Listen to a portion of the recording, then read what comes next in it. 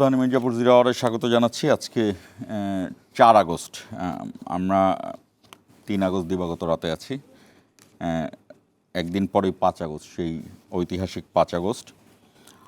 আমি আজকে প্রথমেই আমাদের শিল্পী সায়ানকে ধন্যবাদ দিতে যাই। তিনি একটি চমৎকার গান এই 3 তারিখ রাত 8টার সময় তার ফেসবুক পেজে সেটি পাবলিশ করেছেন। নিশ্চয়ই দর্শক বা শ্রোতারা আপনারা দেখছেন সেটি। তিনি সেই গানগুলোর জন্য শিল্পী সায়ানকে ধন্যবাদ জানাই। আর যেটি আলোচনার বিষয়, যে আমাদের গণ অভ্যুত্থানের সেই উত্তাল দিনগুলো আমাদের বিষয়টাই, যে কারণে আমরা একটু রিকল করব সেই সময়গুলো কি ঘটেছিল, সেই জায়গা থেকে আমরা যাব।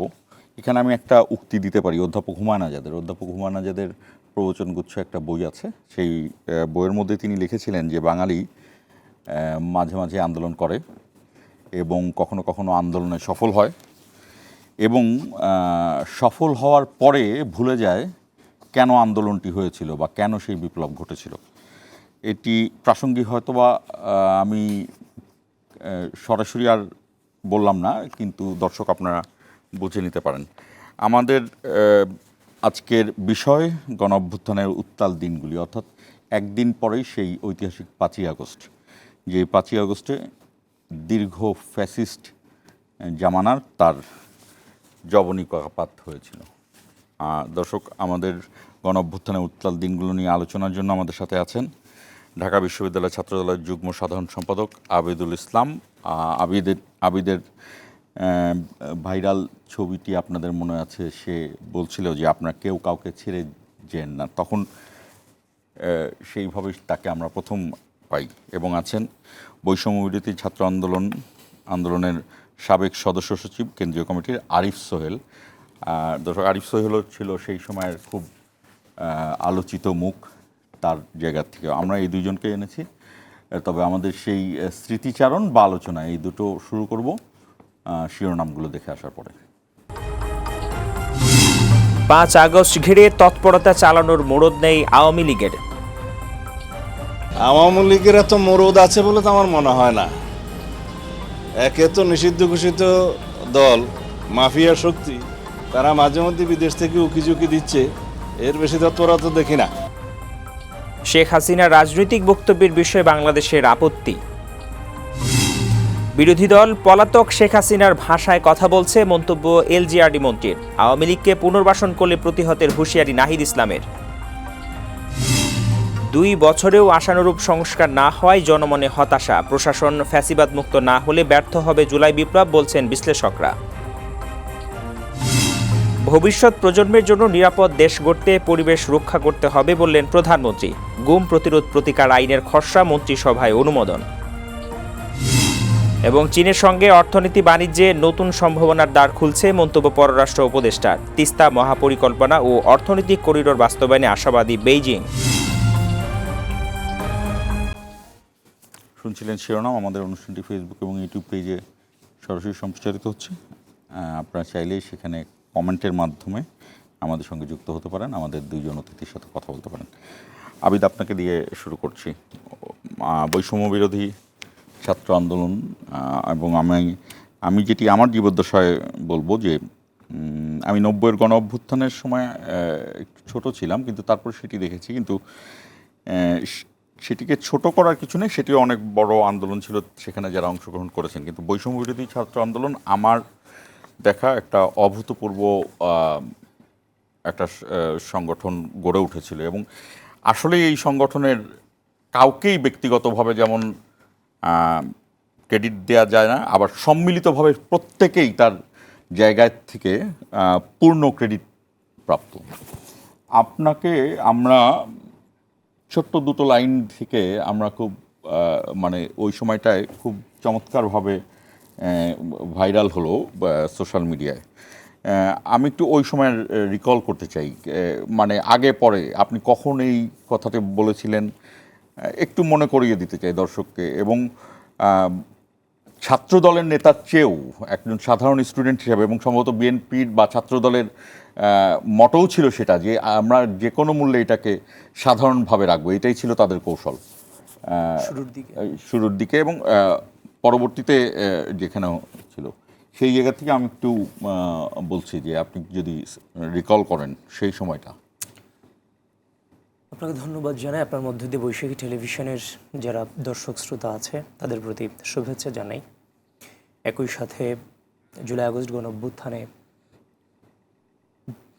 যারা শহীদ শাহাদাত বরণ করেছে তাদেরকে স্মরণ করি, এবং যারা আহত হয়েছে চিরজীবনের জন্য পঙ্গুত্ব বরণ করেছে, অন্ধত্ব বরণ করেছে, মহান সৃষ্টিকর্তা তাদের হৃদয়কে প্রশান্ত করুক সে প্রার্থনা করি। ওই মুহূর্তটার কথা যদি আসলে বলতে চাই, ওইটা তো ছিল বিজয়ের অন্তিম মুহূর্ত। একটা এই আহ্বানটা কিন্তু গোটা বাংলাদেশের মানুষের জন্য আমার ছিল না।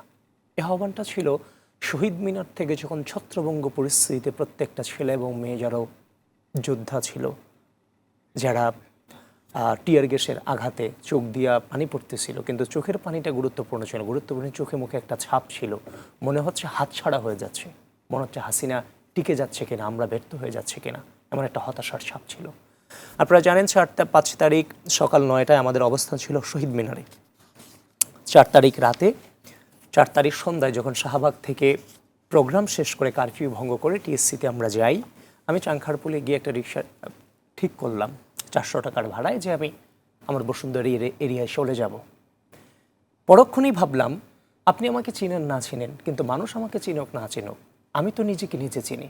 সেই জায়গা থেকে মনে হলো যে না, কালকে আমি যদি ওরিয়াতে চলে যাই তাহলে তো কালকে সকাল 9টায় আমি এখানে অংশগ্রহণ করতে পারবো না, সুতরাং আমার এখানে কালকে আমার নিজেকে লাগবে। সেই জায়গা থেকে আমি যে গাড়ি ঠিক করছি তাকে বিদায় করে দিলাম। বিদায় করে দিয়ে একটা আত্মীয়র বাসায় হুসনি দালানে রয়ে গেলাম। এখন এই আন্দোলনটা কোন লেভেলের গেছে, যারা এই আন্দোলনে ছিল তারা অনেক আধ্যাত্মিকতার লেভেলও এই আন্দোলন থেকে অনুভব করতে পেরেছে। আমি যখন ওই 4 তারিখ রাতে, আমি বিশ্বাস করি বাংলাদেশের সকল ধর্মের বর্ণের মানুষেরা সৃষ্টিকর্তার কাছে প্রার্থনারত পরিস্থিতিতে ছিল পুরোটা রাত। হে সৃষ্টিকর্তা, হয় আমাদেরকে মুক্তি দেন, না হলে আমাদেরকে শেষ করে দেন। এই দুইয়ের মাঝামাঝি 5 আগস্ট আমাদের কোনো পথ খোলা ছিল না। আমি যখন তাহাজ্জুদের নামাজ পড়ে, আমি আমার ধর্মীয় রীতি এবং নীতি অনুযায়ী, এটা একটা মরণ বাঁচনের লড়াই, আবেগটা ছিল অন্য রকমের। আমি তাহাজ্জুদের নামাজ পড়ে যখন সৃষ্টিকর্তার কাছে, আল্লাহর কাছে যখন মোনাজাত করে আমি ঘুমালাম, আপনার কাছে এগুলো অলৌকিক মনে হতে, আশ্চর্য মনে হতে পারে। আপনি বিশ্বাস করবেন, আপনার শরীরে যদি বৃষ্টি বর্ষিত হয়, যদি বৃষ্টি বর্ষিত হয়, আপনি যে টেরটা পাবেন, সারাটা রাত আমি ঘুমে স্বপ্নের মধ্যে আমার শরীরে যেন বৃষ্টি বর্ষিত হচ্ছিল। এবং এই যখন এটা আমি অনুভব করতেছিলাম, তখন আমার ভিতরে মনে হচ্ছিল সাহস সঞ্চারিত হচ্ছে। সারাটা রাত আমি স্বপ্নের মধ্য দিয়ে আমার ঘুম ভাঙে, বিন্দু পরিমাণ ভয় করতেছিল না সে রাত।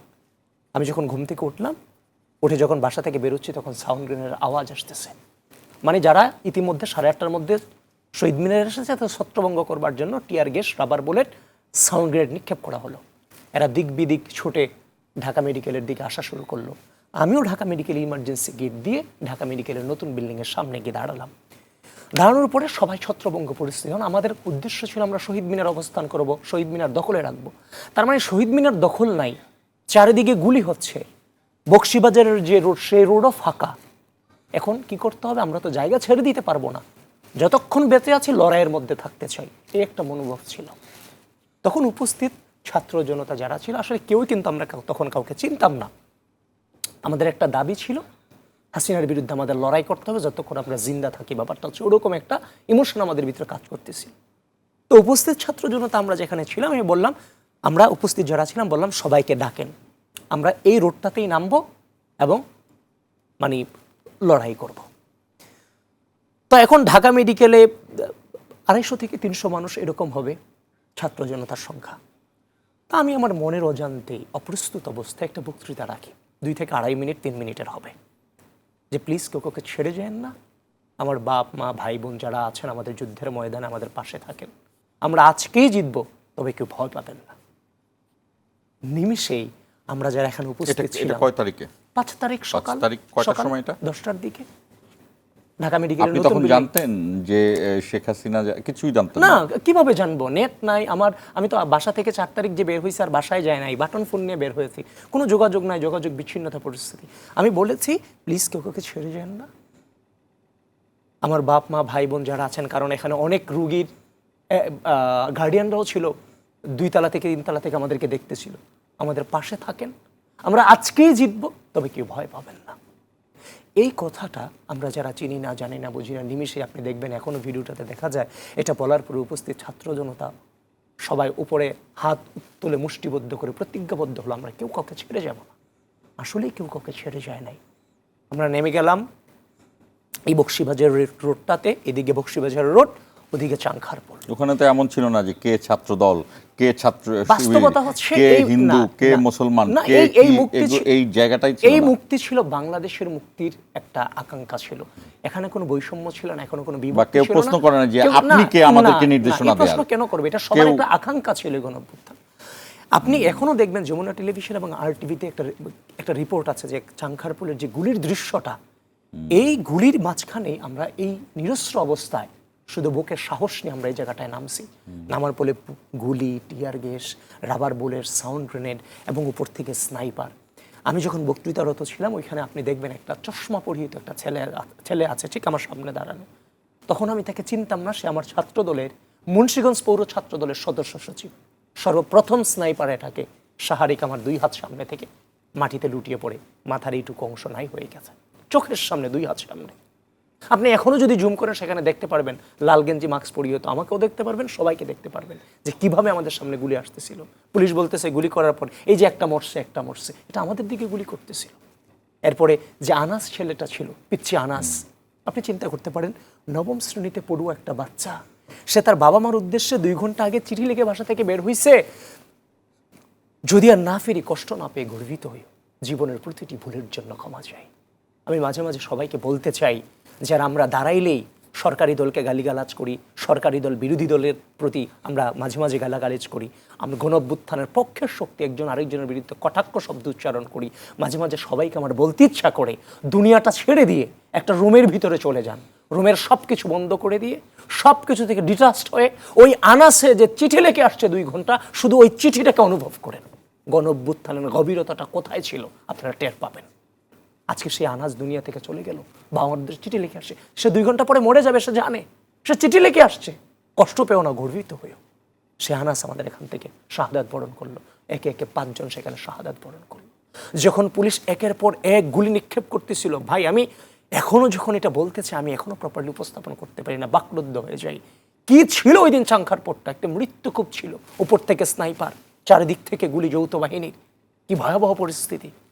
একে একে 5 জন সেখানে শাহাদাত বরণ করলো। এমন না যে যখন শাহারিক মারা গেল, এমন না যে আমরা সবাই সরে গেছে, শাহারিক মারা গেছে, শাহারিক রক্ত ঝরতেছে মাথা থেকে, শাহারিককে 2 জন নিয়ে যাচ্ছে ইমার্জেন্সিতে, বাকি সবাই যুদ্ধ করতেছে এই নিরস্ত্র অবস্থায়। তার পাশে থেকে মারা গেছে, আবার ছেলেমেয়েরা সামনে চলে যাচ্ছে।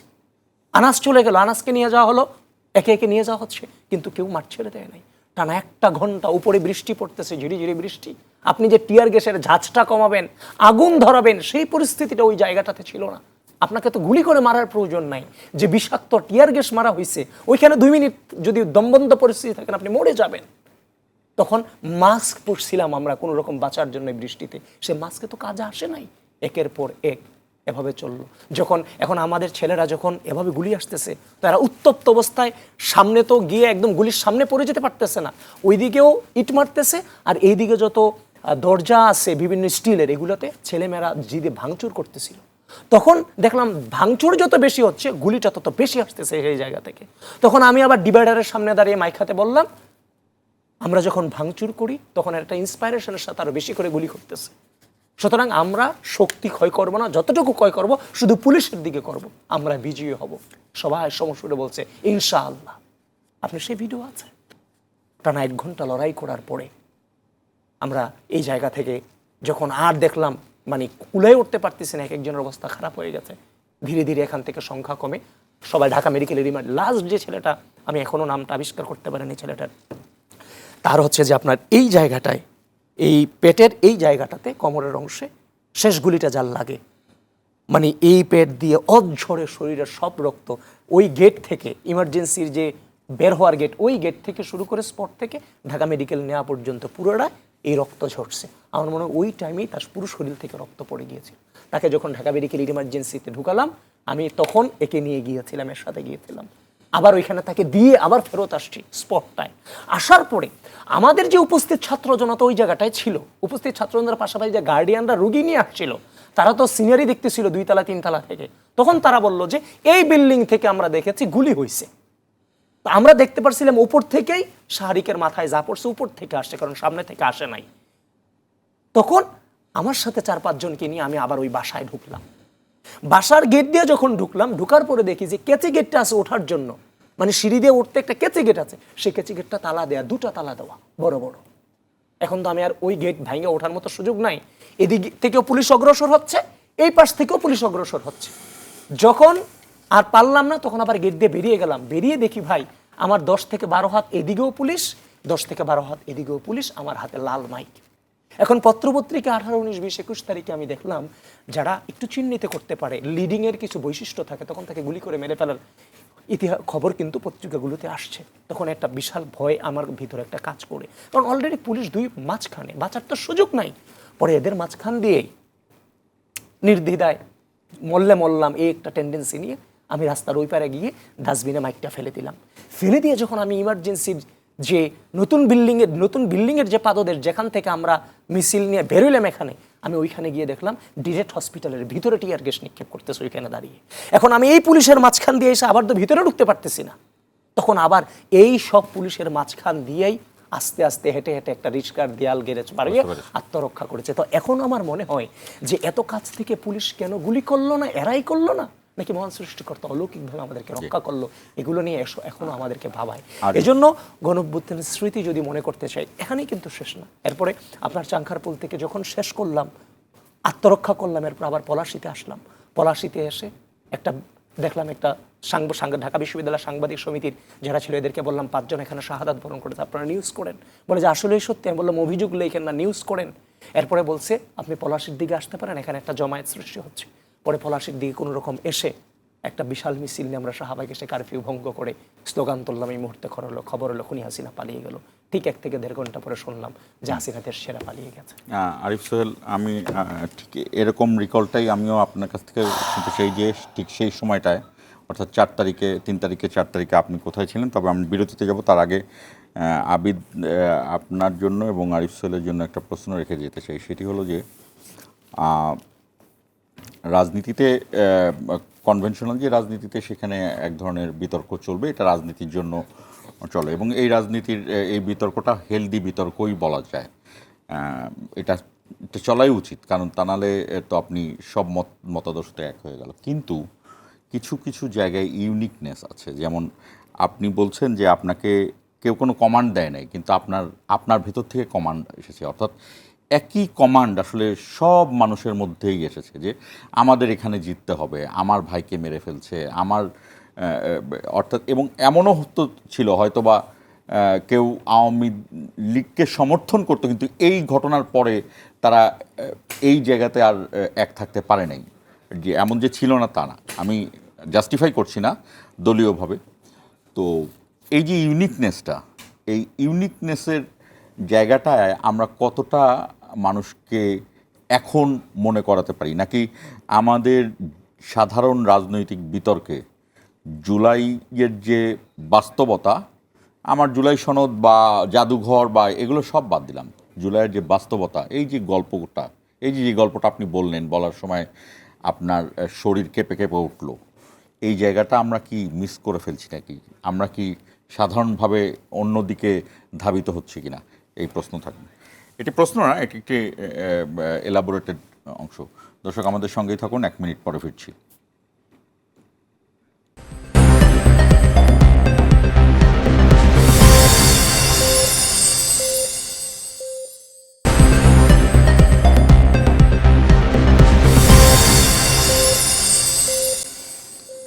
ইস্পাহানি মির্জাপুর জিরা আওয়ার্ডে আবারও স্বাগত জানাচ্ছি। আমাদের অনুষ্ঠানটি ফেসবুক এবং ইউটিউব পেজে সরাসরি সম্প্রচারিত হচ্ছে। আমাদের সঙ্গে আছেন বৈষম্য বিরোধী ছাত্র আন্দোলনের 2 তরুণ সেই সময়কার দুই আলোচিত মুখ আরিফ সোহেল এবং আবেদুল ইসলাম। আরিফ সোহেল, আমি একটু জানতে চাই যে এই বৈষম্য বিরোধী ছাত্র আন্দোলনটা সম্ভবত 5ই জুনে প্রথম সংবাদ সম্মেলন করে আস্তে আস্তে এগোনো শুরু করলো।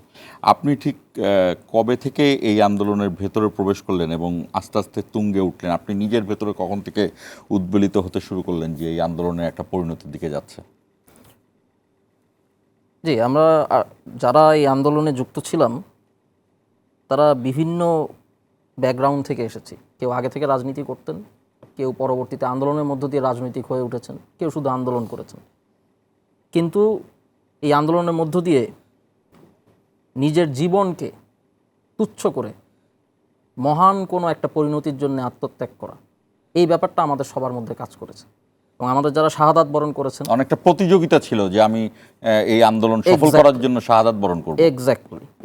এটা একটা একেবারেই কি বলবো, মানে যেটা ভাইও বলেছেন, বাকরুদ্ধ হয়ে যাওয়ার মতো বিষয়। এটা প্রকাশ করাটা খুবই কঠিন। এটা না হলে তো আনাসের মতো ছিল অন্তত। কিভাবে এমনটা হতে পারে, যে আমরা কিভাবে মরতে পারি, অ্যাটিটিউডটা অনেকটা ওই জায়গায় চলে গিয়েছিল। এবং অনেকে শাহাদাত বরণ করেছেন, যাদের শাহাদাতের বিনিময়ে আমরা বেঁচে আছি। অন্তত আমি ব্যক্তিগতভাবে বিষয়টা এমনভাবে দেখি। আমাদের অনেক গাজী আত্মত্যাগ করেছেন, তাদের প্রতি শ্রদ্ধা। আমার দিক থেকে আমি ব্যক্তিগতভাবে রাজনীতিতে যুক্ত ছিলাম, ছাত্র রাজনীতিতে। যখন আন্দোলন শুরু হয় তখন আমি গণতান্ত্রিক ছাত্র শক্তির কেন্দ্রীয় কমিটির যুগ্ম আহ্বায়ক ছিলাম। জাহাঙ্গীরনগর বিশ্ববিদ্যালয়ে যখন কোটা সংস্কারের দাবিতে আন্দোলনটা হয়, তখন একদম প্রথম থেকে 5 জুন থেকেই আমরা আন্দোলনে সক্রিয় ছিলাম। পরবর্তীতে বৈষম্যবিরোধী ছাত্র আন্দোলন গঠিত হলে আমি সেখানে সমন্বয়ক হিসেবে যুক্ত হই এবং মূল কোঅর্ডিনেশনের দায়িত্বটা সেখানে আমাকে পালন করতে হয়। আমাদের ক্যাম্পাসটা মূলত সাভার আশুলিয়া পুরো অঞ্চলটার সাথেই যুক্ত এবং পুরোটা সময় আন্দোলনে যতটুকু আমরা পেরেছি আমাদের জায়গা থেকে আমরা যোগাযোগ করে আন্দোলনটা চালিয়ে নিয়ে যেতে চেষ্টা করেছি। 15ই জুলাই সারা দেশের মতো যখন ছাত্রলীগ আমাদের ওপরে হামলা করে ক্যাম্পাসে এবং আমাদের তৎকালীন ভিসি তার বাসভবনের সামনে আমাদের হত্যা করার জন্যে তারা অ্যাটাক করে, শটগান নিয়ে, বোমা নিয়ে, ককটেল, তখন পুরো ক্যাম্পাসের ছাত্ররা, শিক্ষার্থীরা নেমে এসে আমাদেরকে উদ্ধার করেন এবং তখন জাহাঙ্গীরনগর বিশ্ববিদ্যালয় থেকে ছাত্রলীগ বিতাড়িত হয় পুরোপুরি। 15ই জুলাইতে জাহাঙ্গীরনগরের ছাত্রলীগ বাদে আর সব ছাত্রছাত্রীরা একযোগে, আপনি বলতে পারেন জাহাঙ্গীরনগরের গণঅভ্যুত্থান 15 তারিখ ঘটে আর কি। ছাত্রলীগের যত নেতৃত্ব ছিল এরকম সবাই, ছোট ছোট প্রতিষ্ঠানগুলোর গণ অভ্যুত্থান মিলেই তো বড় গণ অভ্যুত্থানটা হয়েছে। জি। তো আমাদের পুরো 7.5 একরের যে ক্যাম্পাস, মানে সবখান থেকে ছাত্রলীগ পালিয়ে যেতে বাধ্য হয় এবং পরবর্তীতে আস্তে আস্তে এটা ছড়িয়ে পড়ে। তখন থেকে আমাদেরকে তখন আমাদের যে এলাকায় আন্দোলন চলছিল সেখানে সক্রিয় থাকতে হয় প্রতিনিয়তই। 17 তারিখে পুলিশ আমাদের অ্যাটাক করে, আমাদের অনেকেই আহত হয় ব্যাপকভাবে এবং তখন বাইরে থেকে সাভার আশুলিয়ার কলেজগুলো থেকে সাধারণ মানুষ সবাই তখন ক্যাম্পাসে এসে আমাদের আন্দোলনে যুক্ত হচ্ছে। তখন সেটা ছাত্র নাগরিক আন্দোলনে পরিণত হয়ে গেছে ততদিনে। 17 তারিখে পুলিশের আক্রমণে ব্যাপকভাবে সবাই আহত হওয়ার পর আমরা ছত্রভঙ্গ হই, কিন্তু 18 তারিখে আবার ফেরত আসি ক্যাম্পাসে এবং স্থানীয় গণমানুষের সহায়তায় আমরা আবারও পুনরুদ্ধার করি ক্যাম্পাস। তো এইভাবে চলছিল। তো সেটা মূলত উপজেলা এলাকা, ঠিক শহর এলাকা না। এই কারণে যোগাযোগের ব্যাপারটা আমাদের মধ্য দিয়েই হতো। তো ওই দিক থেকে আমাকে অনেকে সতর্ক করেছিলেন যে আমি গ্রেফতার হতে পারি, যেহেতু যোগাযোগ করতে হয়, কোঅর্ডিনেট করতে হয়, খুবই পরিচিত হয়ে যাচ্ছিল। এর মধ্যে 24 তারিখ খুব সম্ভবত আব্দুল কাদেরের কাছ থেকে একটা ফোন আসে, সমন্বয়ক 9 দফার সাথে যিনি যুক্ত ছিলেন, 9 দফা ঘোষণার সাথে। কাদের বলেছিলেন যে আমাদের সিনিয়র লিডার সবাই অ্যারেস্টেড, আপনাকে ঢাকায় আসতে হবে। তো আন্দোলন ততদিনে যে পর্যায়ে পৌঁছে গিয়েছে এটা খুব স্পষ্ট ছিল যে এখন চূড়ান্ত 1 দফার দিকে এবং লড়াইয়ের দিকে যাবে। তো বিশ্ববিদ্যালয়ের পেছনে একটা জায়গায় একটা বাসা থেকে আমি 26 তারিখ অ্যারেস্টেড হই, যেখানে আমি গিয়েছিলাম মূলত ওখান থেকে প্রিপারেশন নিয়ে আমি বের হব, মৃত্যুর জন্যই বের হব। ঢাকায় গিয়ে 1 দফার জন্য ফাইট হলে এটা পরবর্তীতে কোন দিকে যাবে তার তো কোনো নিশ্চয়তা নেই। 26 তারিখ অ্যারেস্ট হওয়ার পরে আমাকে ডিবিতে নিয়ে আসা হয় মিন্টো রোডে ডিবি কার্যালয়। সেখানে পরবর্তীতে আন্দোলন প্রত্যাহারের জন্য আমাকে বারবার তারা বলতে থাকেন। আমি বলেছিলাম যে আমার একার পক্ষে আন্দোলন প্রত্যাহার সম্ভব না, বৈষম্যবিরোধী ছাত্র আন্দোলনের সিদ্ধান্ত এভাবে হয় না। তার পরবর্তীতে আমাকে সেতু ভবন পোড়ানোর একটা মিথ্যা মামলায় 6 দিনের রিমান্ড দেওয়া হয়।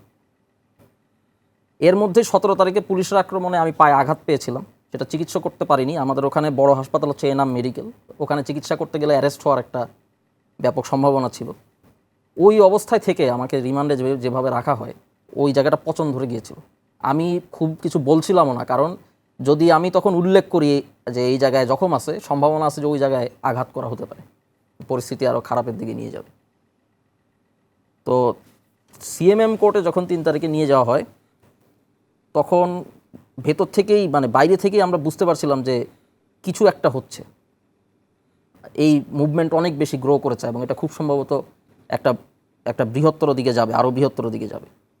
এর মধ্যেই জামিন দেওয়া হয়, যেটা আসলে খুবই অস্বাভাবিক ছিল, কারণ এরকম মামলায় সাধারণত জামিন হয় না, জামিন অযোগ্য মামলা ছিল সেটা। বের হওয়ার পরে আমি দেখলাম সেখানে শহীদুদ্দিন চৌধুরী অ্যানি সাহেব উনি বসে আছেন। তো উনি মজা করে বললেন যে ওরা ছাড়ছেন কেন, ও তো এখন শহীদ মিনার যাবে। তো তখন আমি বুঝতে পারলাম যে ম্যাসিভ কিছু একটা আসলে ঘটে যাচ্ছে। তো তারপর আমি বের হয়ে মিরপুরে যাই। প্রথমে মিরপুরে যাই এবং আমার পায়ের চিকিৎসাটা করাই, সেখানে একটা সার্জারি হয়। সার্জারি হওয়ার পরে 4 তারিখ আমি রেস্টে ছিলাম। তখন দেখছিলাম, যোগাযোগ করছিলাম, কোঅর্ডিনেট করার চেষ্টা করছিলাম যে কী হচ্ছে। এবং যখন টিভিতে বা বিভিন্নভাবে খবর আসছে যে আন্দোলন এত উত্তুঙ্গ পর্যায়ে চলে গেছে, আমার পরিচিত অনেক মানুষ আইদার গুরুতর আহত অথবা শহীদ, এরকম একটা পরিস্থিতিতে খুবই ইমোশনাল একটা সিচুয়েশন। তো আমাকে তখন আত্মগোপনে থেকে রেস্ট নিতে বলা হয়। আমার পরিবার থেকে শুরু করে আমার শিক্ষকবৃন্দ সবাই, বিশ্ববিদ্যালয়ের আমার যারা কমরেড ছিলেন। কিন্তু আমি কোনোভাবেই এটা মানতে পারছিলাম না যে এই লড়াইয়ে আমি থাকতে পারবো না শেষ পর্যন্ত। 5 তারিখে ততক্ষণে লং মার্চ ঘোষণা করা হয়েছে, 6 তারিখ থেকে 5 তারিখ নিয়ে আসা হয়েছে। তো আমি সিদ্ধান্ত নিলাম যে আমি আসলে ক্যাম্পাসে যাব, যেখানে নেতৃত্ব দিয়েছি সেখানে যেতে হবে যে কোনো মূল্যে। তখন একটা অ্যাম্বুলেন্স রেডি করা হয়, ফলস প্রেসক্রিপশন তৈরি করা হয়, ওটাতে করে অ্যাম্বুলেন্সে করে 5 তারিখ সকালে আমি রওনা দিই। রওনা দেওয়ার পর আমিনবাজার এলাকায়, এখান থেকে সাভার যাওয়ার পথে, সেখানে গাড়িটা আটকানো হয়। পুলিশ আটকায় গাড়িটা। পুলিশ আটকানোর পরে তারা ওপেনও করে গাড়ি, এবং আমাকে তারা ইন্সপেক্ট করার মতো একটা অবস্থা, এরকম পরিস্থিতি, প্রেসক্রিপশন দেখছে, আমি আবার অ্যারেস্টেড হবো, এরকম একটা সিচুয়েশন আর কি। তখন হচ্ছে তার কমান্ডিং অফিসার তাকে ডাক দেয় যে ওখানে সময় নষ্ট করো না, যার কারণে আল্লাহ তাআলার ইচ্ছায় আমি অ্যারেস্টেড হইনি। তখন দেখলাম যে তারা ওইখানেই রেডি হচ্ছে, সাজোয়া গাড়িটারি নিয়ে রেডি হচ্ছে, ওরা গুলি করবে। তো আমি ক্যাম্পাসে আসার পরে তখন একটা ক্রাচ ম্যানেজ করেছি, যেহেতু পায়ে সার্জারি হতে আমি হাঁটতে পারি না। জানতে পারলাম যে আমাদের মীর মোশাররফ হোসেন হলের একটা গেট আছে, সেখানে তার বাইরে সবাই জড়ো হয়েছে লং মার্চের জন্য। সেখানে যখন পৌঁছালাম তখন গুড়ি গুড়ি বৃষ্টি পড়ছে, মাইকে ঘোষণা হলো আমি এতদিন ডিবিতে ছিলাম, মুক্ত হয়ে এসেছি। সাথে সাথে দেখলাম যে পুরো এলাকায় মানে মানুষে তো পুরো ভরপুর ওই জায়গাটা, এবং শুধু ছাত্র না, ছাত্র শ্রমিক জনতা সবাই। সাভার অঞ্চল যেহেতু গার্মেন্ট শ্রমিকদের একটা বড় হাব, ওখানে শ্রমিক জনসংখ্যা অনেক বেশি, সবাই আমার দিকে তারা ছুটে আসতেন। কেউ আমাকে জড়িয়ে ধরছেন, কেউ চুমু খাচ্ছেন, কেউ মাথায় তুলছেন, এবং আমি অত্যন্ত ইমোশনাল হয়ে গেলাম। মানে আমার কাছে মনে হচ্ছিল যে তাদের সন্তান কিংবা তাদের ভাই, তাদের বোন, আমার মধ্যে কোনো পার্থক্য নেই, আমরা সবাই আসলে এক। এবং তারপর আমরা লং মার্চের জন্য রওনা দিই। রওনা দেওয়ার পরবর্তীতে যখন রেডিও কলোনি এলাকায় আসি, তখন আমাকে সমন্বয়ক যারা ছিলেন তারা বললেন যে ভাই আপনাকে ব্যাগ যেতে হবে। আমি বললাম এটা তো সম্ভব না, আমি তো ব্যাগ যাব না এই মুহূর্তে। তারপর তারা বললো ভাই আপনি যে অবস্থায় আছেন, আপনি তো আসলে এই মুহূর্তে টার্গেটেড হবেন, আপনাকে দেখেই গুলি করবে, কারণ আপনি ক্রাচ হাতে আছেন, আপনি নড়তে পারবেন না, এবং আপনাকে বাঁচাতে গিয়ে আমাদের মধ্যেও 2-1 জন মরবে। That is not wise. তো আমি বললাম তাহলে কি করতে বলো? তো তারা বললো আপনি একটু পিছনে গিয়ে একটু থাকেন। তো তখন যখন আমি ব্যাক করছি, ওই সময় আমি শুনতে পাচ্ছি যে গুলি শুরু হয়েছে, এবং ওই এটা কয় তারিখ, কয়টার সময় কথা বলছেন? এইটা 5 তারিখ কখন হবে, তখন সকাল মোস্ট প্রবাবলি 11:30 12টা মানে এরকম। সাভারের যে ম্যাসিভ ম্যাসাকারটা তখনও শুরু হয়নি? তখন না, মাত্র শুরু হবে অ্যাট দ্যাট মোমেন্ট। তো আমি আসছি ওই মুহূর্তে, শ্রমিকদের আরেকটা বিশাল জনস্রোত এদিকে এগিয়ে আসছে। তো তাদেরকে আমি জানালাম যে এই ব্যাপার। তারপর ক্যাম্পাসে যাই, ক্যাম্পাসে যাওয়ার পরে আমার কাছে খবর আসতে থাকে যে গুলি শুরু হয়েছে। তো আমার তো তখন অস্থির অবস্থা, এবং কী করব আমি বুঝতে পারছি না। বুঝতে পেরেছি। তো আমাকে বারবার ফোনে বলছে যে কি করব ভাই, আমি যতটুকু জানি আমি তাদেরকে পরামর্শ দেওয়ার চেষ্টা করলাম। তারপরে যখন শুনলাম বিকেলে যে আসলে সরকারের পতন হয়েছে, শেখ হাসিনা পালিয়ে গেছে, তখন তো ব্যাপক আবেগ আপ্লুত হয়ে আমি তারপর বের হয়ে পড়ি। ক্রাচ হাতেই আমি তখন কাইন্ড অফ দৌড়াতে শুরু করি। মানে এই মেমোরি আর কখনো আর একবার হবে না আর কি। হ্যাঁ, তবে মূল বিষয়টা যদি একটু বলি, সময় নেই, সেটা হচ্ছে যখন একটা বিজয় শোভাযাত্রা শুরু হয় এবং সেটা যখন শহীদ মিনারে আসে, তখন আমি দেখতে পাই যে সেখানে সাদা কাফনে একজন শহীদের লাশ সেখানে আছে। তো তখন আসলে আমরা কেউই নিজেকে আর ধরে রাখতে পারিনি, কারণ আসলে এই কার লাশ যারাই ছিল এটা? শহীদ হয়েছেন, শহীদ শ্রাবণ গাজী, এরা প্রত্যেকেই কোনো না কোনো ফর্মে আমাদের ডাকেই নেমে এসেছেন।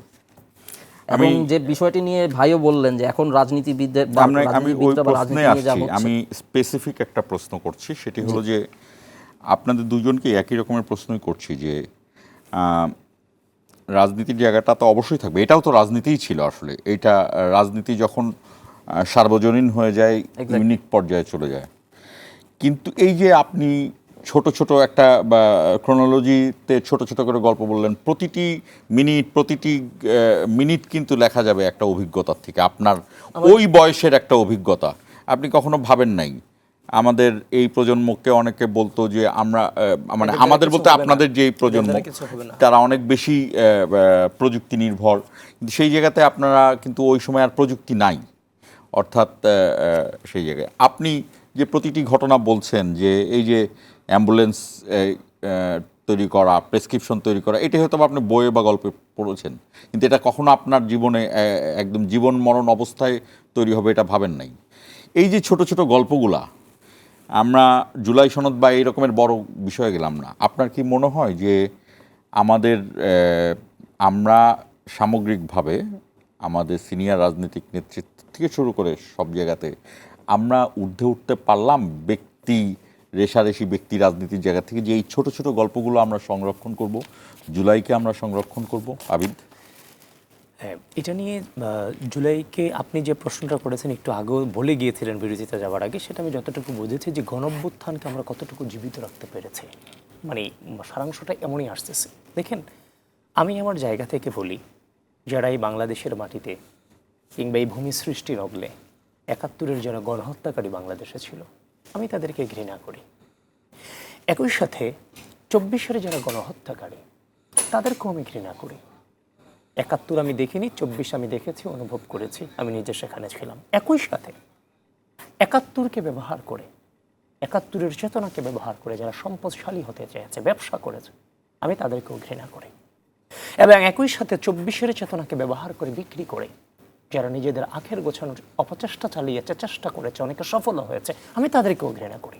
তার মানে আমি বিশ্বাস করি বাংলাদেশের ম্যাক্সিমাম তরুণের অবস্থান এই দুইয়ের মাঝামাঝিতে। গণঅভ্যুত্থানের যে চেতনা, আপনি একটু আগে বললেন যে এই জেনারেশনকে বলতো প্রযুক্তি নির্ভর, এই জেনারেশন দেশকে ভালোবাসে না, দেশের রাজনীতি নিয়ে চিন্তা করে না, গণতন্ত্র ভোটাধিকার নিয়ে চিন্তা করে না।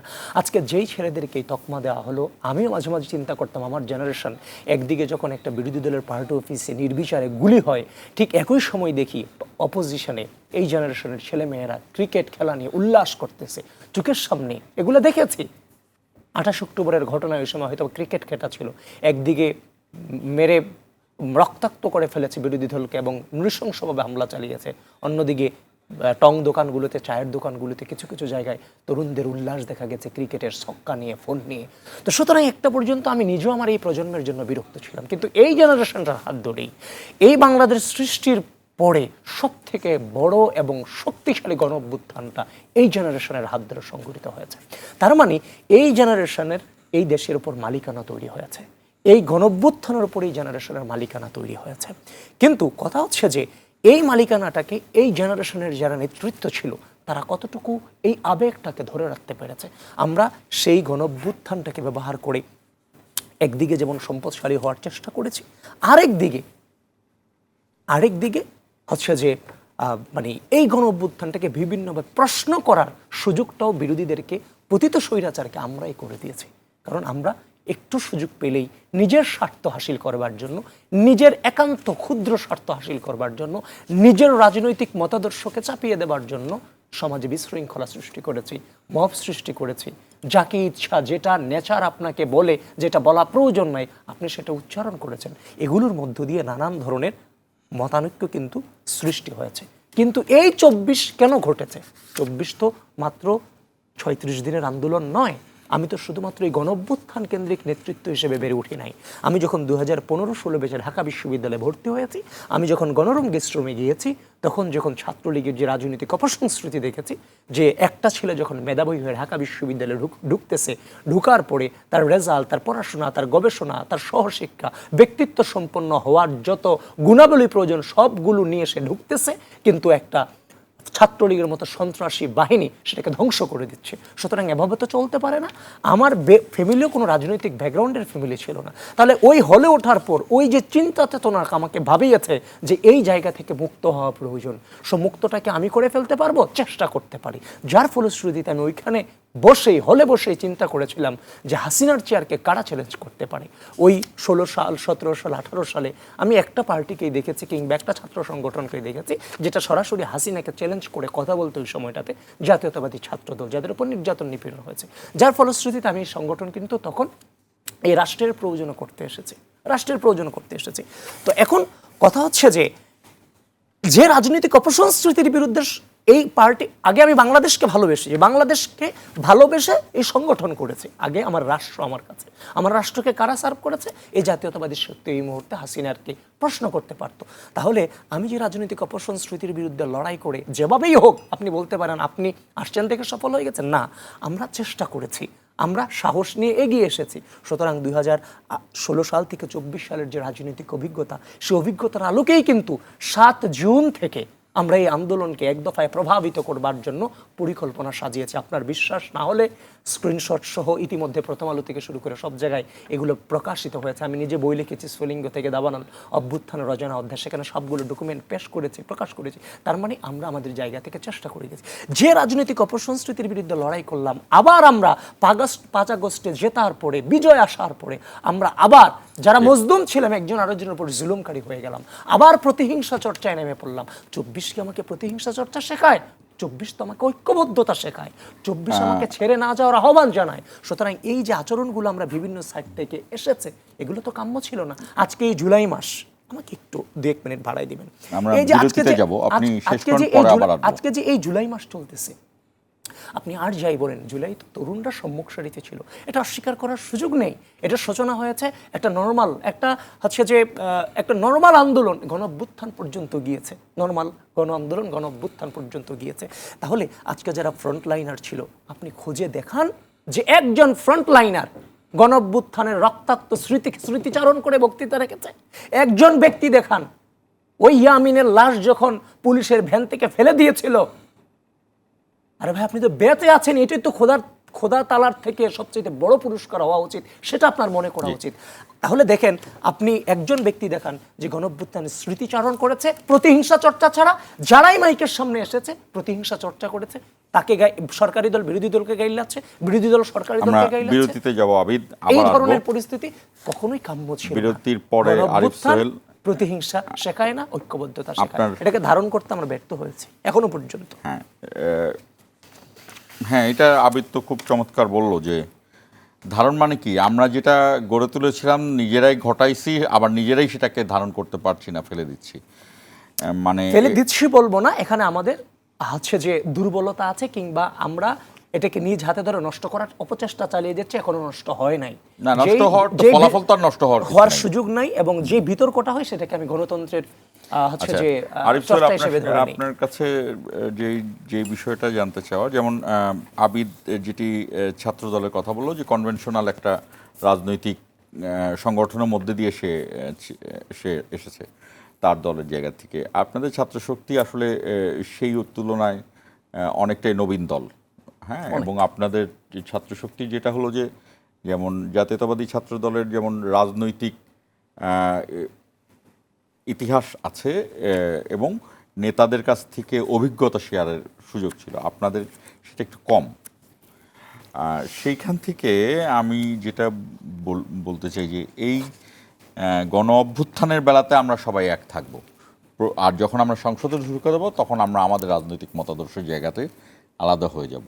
এই জায়গাটায় আমরা কেন এক হতে পারছি না, নাকি পাচ্ছি আমরা দেখতে পাচ্ছি না, কোন অবস্থায় আছে? বিরতির থেকে এসে আপনার কাছে এই প্রশ্নটার উত্তর চাই। দর্শক আমাদের সঙ্গেই থাকুন, 1 মিনিট পরে ফিরছি।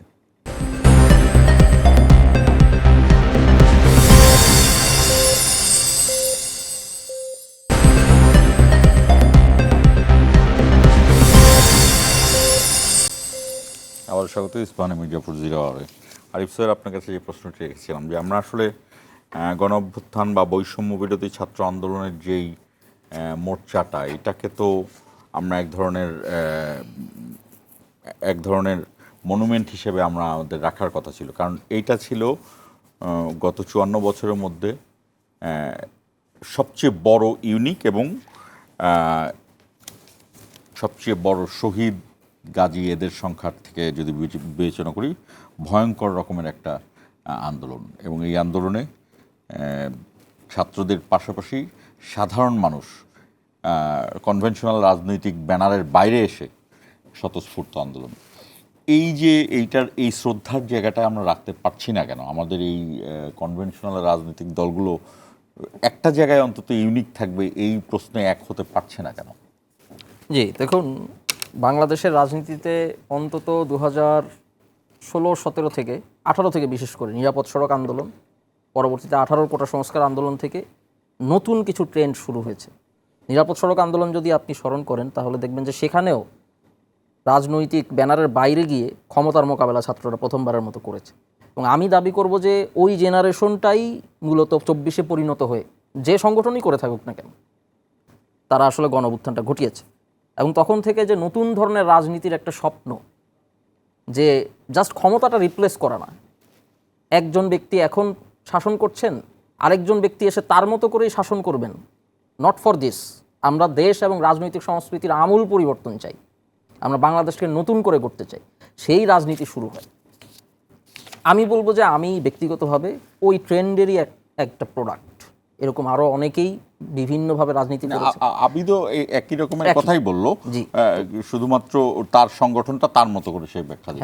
এবং তার আমি যেটা মনে করি ভাইয়ের সংগঠনও তার বাইরে কোনোভাবেই না, কারণ 18 বলেন বা সবখানে বলেন ছাত্রদল অসংখ্য সহযোদ্ধা সেখানে ছিলেন, জেনারেশনের কথা বলছি আর কি। তো এখন এটা যদি বলি তাহলে এখন যে কোশ্চেনগুলো হয়েছে প্রথম থেকে যদি ধরি, যে বৈষম্যবিরোধী ছাত্র আন্দোলনের মধ্য দিয়ে এত বড় গ্রহণযোগ্য একটি আন্দোলন যা দেশের মানুষকে ধর্ম, বর্ণ, শ্রেণী, পেশা নির্বিশেষে ঐক্যবদ্ধ করে ফেলেছে, সেটা কিভাবে আসলে শ্রদ্ধা হারাতে শুরু করলো? প্রথমত নিজেকে দিয়ে শুরু করতে হয়, যখন ব্যর্থতার গল্প করতে হয় নিজেদের দিয়ে শুরু করতে হয়। তাই ছাত্র নেতৃত্বে আমরা যারা ছিলাম আমরা ঐক্যবদ্ধ থাকতে পারিনি। এটার দায় যতটুকু আমাদের ওপর আসে তা আমাদের নিতে হবে এবং তা কালেকটিভলি আমরা নিব।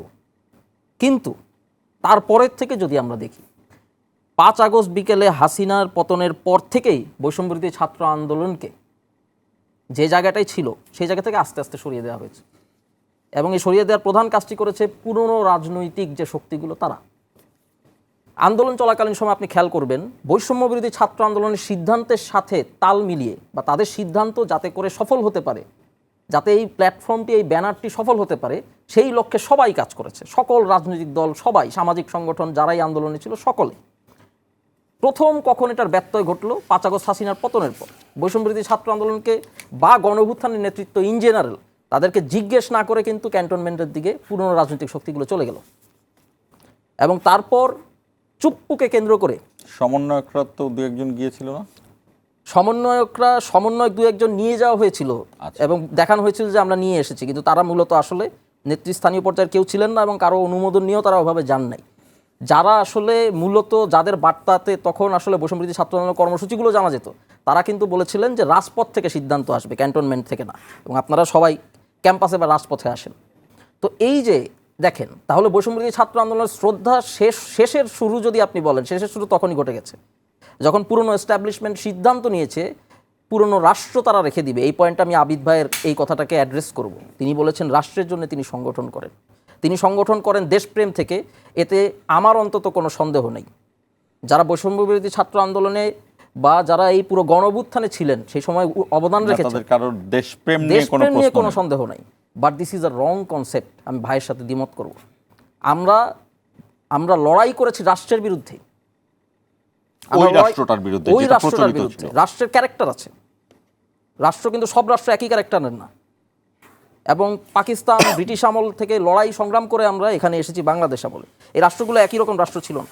যে রাষ্ট্রের বিরুদ্ধে আমরা লড়াই করেছি, এখন যদি প্রশ্ন করি ওই রাষ্ট্র কি কোথায় গেছে? ওই রাষ্ট্র এখনও আছে, বহাল তবিয়তে আছে। তাহলে ওই রাষ্ট্রের জন্য যদি আমরা লড়াই করি তাহলে সেটা ভুল হয়ে যাবে। কিন্তু আমরা এই রাষ্ট্রটাকে চেঞ্জ করতে চেয়েছিলাম, সংস্কার করতে চেয়েছিলাম। এবং যখন দেখা গেল সেই সংস্কারের প্রক্রিয়ায় প্রবেশ করতে একের পর এক বাধার সৃষ্টি হচ্ছে, তখন আরেক দফা বৈষম্যবিরোধী ছাত্র আন্দোলন কিংবা গণ অভ্যুত্থান তার জায়গাটা হারিয়েছে।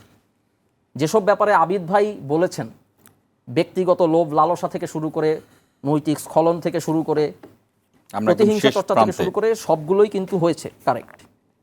কিন্তু মূল জায়গাটি এটি যে রাষ্ট্রের বিরুদ্ধে, যে পুলিশি ব্যবস্থার বিরুদ্ধে আমরা লড়াই করেছি, যে কোর্টকে আমরা অস্বীকার করেছি, অ্যাবসোলুটলি আনচেঞ্জড অবস্থায় সেগুলি আছে। এবং এই শক্তিগুলো অক্ষত থাকা অবস্থায় আমরা যদি চিন্তা করি আমাদের মধ্যে ঐক্য তারা থাকতে দিবে, তাহলে এটা একটা বড় ভুল হবে। থাকতে দিবে না। তবে হ্যাঁ, আমাদের ভুল হয়েছিল। আমাদের দাবি করা উচিত ছিল যে ছাত্রদের মধ্য থেকে আন্দোলন হয়েছে, ছাত্রদের থেকে সরকারে যাচ্ছে। ছাত্ররা যদি সরকার নিজেরাই বানাতে না পারে সকল রাজনৈতিক শক্তিকে সাথে নিয়ে তাদের সমর্থনে, সেক্ষেত্রে অন্তত ছাত্রদের মধ্যে সবাই সরকারে যাবে। ছাত্রদল থেকে যাবে, শিবির থেকে যাবে, বামপন্থীদের থেকে যাবে। অ্যাবসলুটলি এটা আমি মনে করি এটা করা উচিত ছিল। কিন্তু ইন্টেনশনালি তিনজন সমন্বয়ক গেলেন, এরকম কি? না, ইন্টেনশনালি আমি বলবো না, আমি এটাকে বলবো একটা ভুল, ঐতিহাসিক ভুল। অ্যাবসলুটলি। সর্বশেষে যেটা বলবো সেটা হচ্ছে ৭১ ও ২৪। আমি জাস্ট একটা এক্সপিরিয়েন্স দিয়ে শেষ করব। আমার বাবা ৭১-এ তিনি তার মতো করে লড়াইয়ে যতটুকু ভূমিকা রাখার তিনি রেখেছেন। বড়াই করছি না, এগুলো না, বড়াই বড়াই করতেই পারেন, কিন্তু কেন করবেন না? বড়াই তো করতেই পারেন। ২৪শে ৫ই আগস্ট যখন আমি ক্যাম্পাসে আসি, আমার আব্বাও সেখানে ছিলেন, আমার শিক্ষকদের সাথে আমাকে মুক্ত করার আন্দোলনে জড়িত ছিলেন। তো বিজয় মিছিলটা যখন আসে, আমাকে তিনি দেখতে পান এবং আমাকে তিনি জড়িয়ে ধরেন। এবং জীবনে প্রথমবারের মতো আমার মনে হয় তিনি যে আমাকে আলিঙ্গন করলেন, আমি আজকে সেটার যোগ্য হয়েছি। ৫ই আগস্ট তার আগ পর্যন্ত আমি যোগ্য ছিলাম না, আজকে আমি যোগ্য হয়েছি একজন মুক্তিযোদ্ধার সাথে আলিঙ্গন করার। তাহলে এই যে এই ফিলিংটা যেখানে কাজ করেছে, তাই সেগুলো ৭১ ভার্সেস ২৪, ৭১ না ২৪ বলে বিষয়গুলো আসবে কেন? এটা অন্তত ব্যক্তিগতভাবে আমার কাছে আমি বিষয়টাই বুঝি না। আমি আবিদ যেহেতু আপনি এই আগে বিতর্কটাই কথা বলেছেন, পুরোপুরি অপ্রাসঙ্গিক। আপনার জন্য আমার কাছে আসলে ১-১.৫ মিনিটের মতো আছে এই পর্বে, আপনি শেষ করেন, এখন মানে অনুষ্ঠান শেষ করবেন। আচ্ছা, অনুষ্ঠান শেষের আগে আমি ওই যেহেতু জাহাঙ্গীরনগরের কথা আসছে, বিশেষ করে ১৫ তারিখ ১৬ তারিখ, যে মানুষটাকে সবচেয়ে বেশি, যার কাছ থেকে আমি সাহস পেয়েছি, যদিও তার সাথে আমার এখনও স্যারের সাথে আমার দেখা হয়নি, আমি রব্বানী স্যারকে স্মরণ করছি। আমি যে কোনো কারণে ওনার সাথে আমার দেখা হয়নি, আমি আশা করি খুব দ্রুত ওনার সাথে আমার সাক্ষাৎ হবে ইনশাল্লাহ। স্যারের ব্যাপক একটা ভূমিকা ছিল, ওনাকে আমি ম্যাক্সিমাম টাইমটাতে ওনাকে আমি মিস করি। ওই সময়টাতে ওনার কবিতা আবৃত্তি, ওনার যে বলিষ্ঠ কণ্ঠস্বর, এটা সত্যিকার অর্থেই ঐতিহাসিক মোমেন্ট ছিল। তো আসলে বড় কথা হচ্ছে এখানে অনেক ধরনের কথা আসছে। আমি জুলাইয়ের প্রশ্নে যেখানেই গিয়েছি কোনো প্রকার বিতর্কে জড়াইনি। আমার মনে হয় না আমরা যারা পক্ষে শক্তি আছে কোনো বিষয়ে বিতর্কে জড়াই, কারণ এটার মধ্য দিয়ে স্বৈরাচার মনে হচ্ছে সাহস সঞ্চিত করে, পতিত স্বৈরাচার। কিন্তু এটা কোনোদিনও এটা বাস্তবায়ন হবে না। আমাদের ভিতরে ডিবেট থাকবে, অনেক ক্ষেত্রেই হবে, অনেক কিছু নিয়ে প্রশ্ন থাকবে। মাত্র একটা সরকার গঠন করেছে, ১৭ বছরের শূন্যতাকে নিয়ে সরকার গঠন করেছে। সুতরাং আমাদের জায়গা থেকে প্রত্যেকের দায়িত্বশীল ভূমিকা থাকতে হবে। গণতান্ত্রিকভাবে সরকার এসেছে, তাকে সময় দিতে হবে। আর আরেকটা কথা হচ্ছে জুলাইকে জীবিত রাখবার জন্য আমি আমার জায়গা থেকে, এখন আমরা সমন্বয়ক কয়েকজনের জুলাই চিনি, অথবা কয়েকজন ছাত্রদল নেতা কিংবা আরও বিভিন্ন নেতাদের জুলাই হিসেবে জানি, কিন্তু মেসিভ আমজনতার যে জুলাইটা, এই জুলাইটা কিন্তু এখনো পর্যন্ত উঠে আসে নাই। সুতরাং 500, 1000, 50 জন, 100 জনের জুলাই দিয়ে আপনি বছর বছর জুলাইকে জীবন্ত রাখতে পারবেন না।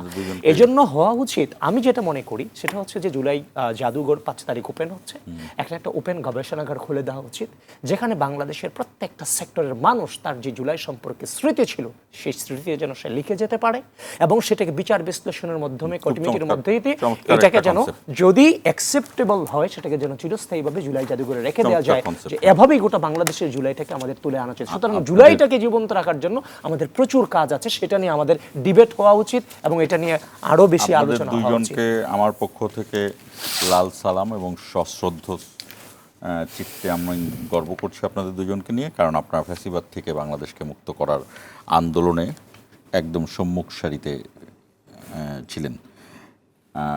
দর্শক, আপনাদের যে কথাটি আমি হুমায়ুন আজাদের কথা বলছিলাম, যে বাঙালি আন্দোলন করে, কখনো কখনো সফল হয়, সফল হওয়ার পরে ভুলে যায় কেন তারা আন্দোলন করেছিল। আমরা আন্দোলন করি, সফলও হই, এটা কিন্তু আমাদের পজিটিভ, ভুলে যাওয়াটা আমাদের নেগেটিভ। তো মানুষের মধ্যে ভুল ত্রুটি থাকবে, রিকনসিলেশন কিন্তু আত্মজিজ্ঞাসার বিষয়, সেই জায়গাতে আমরা একটু প্রশ্ন করি। আর আমি যে দলটির বিরুদ্ধে এই আন্দোলনটা হয়েছে বলে মনে করা হয়, এটি একটি ভুল কনসেপ্ট। আসলে ফ্যাসিবাদের বিরুদ্ধে আন্দোলনটি হয়েছিল এবং ফ্যাসিবাদের সাথে জড়িয়ে গিয়েছিল লোকটি।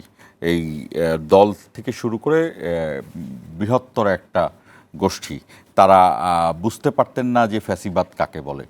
তারা মনে করতেন তারা যা করছেন সেটাই ঠিক আছে। এটা অন্তত ধর্মের একটা ব্যাখ্যা আছে যে কখনো কখনো সৃষ্টিকর্তা তার নাক কান মুখ সিল করে দেয়, কারণ সে ভালো এবং খারাপকে ডিটারমাইন করতে পারে না। তো তাদের উদ্দেশ্যে বলছি যে শেখ হাসিনা কিন্তু রাজনৈতিকভাবে পতন হয়ে যাননি। তিনি তার বিরুদ্ধে 1400 মানুষের হত্যাকাণ্ডের সরাসরি হুকুমদাতা হিসেবে জাতিসংঘে তদন্ত প্রতিবেদন সিল্ড করা আছে এবং বাংলাদেশে গণহত্যার সিল্ড করা আছে। চাইলেই শেখ হাসিনার শাস্তি এড়ানোটা জাতিসংঘের ওই স্বাক্ষরিত জায়গায় যারা স্বাক্ষর করেছেন তাদের জন্য খুবই জটিল। সেটা ভারতও বুঝছে, বাংলাদেশও বুঝছে, বাংলাদেশের আপামর রাজনীতিবিদরাও সেটা বুঝে কথা বলবেন। শেষ করছি আজকে ইস্পাহানি মির্জাপুর জিরাওয়ান।